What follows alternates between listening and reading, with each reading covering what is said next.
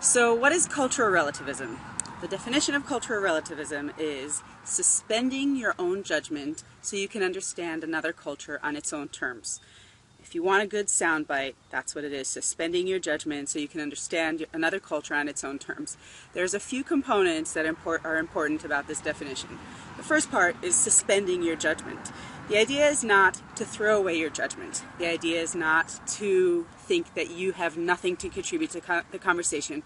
The idea is to suspend your judgment, to put it aside temporarily so that you can understand another culture on their own terms. A lot of times people think of cultural relativism as you have no valid opinion, whatever other people do is fine, and you have nothing to say about it. That's not cultural relativism, at least not the way anthropology defines it.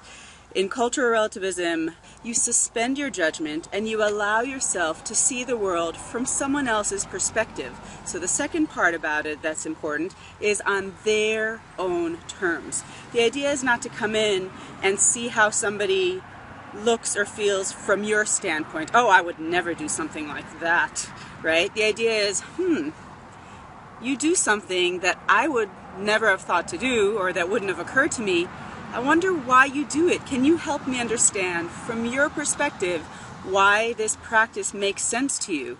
And again, the idea is not that you have to incorporate it into your own life or become an adherent of somebody else's practices, but it's simply to understand that there are different logics that animate different people and different cultures. And so our job as an anthropologist is to understand the internal logic that makes a certain practice make sense to that particular group of people.